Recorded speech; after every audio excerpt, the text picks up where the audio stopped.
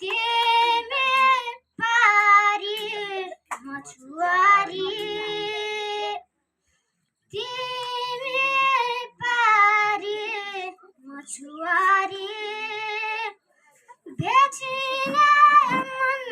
तर कसो गर्ने झरी पर्यो बारी आयो खोरा अब तरु कसरी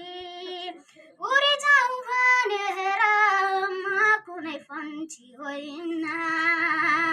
हिँडी जाउँ भने मलाई साथ दिने कोही छैन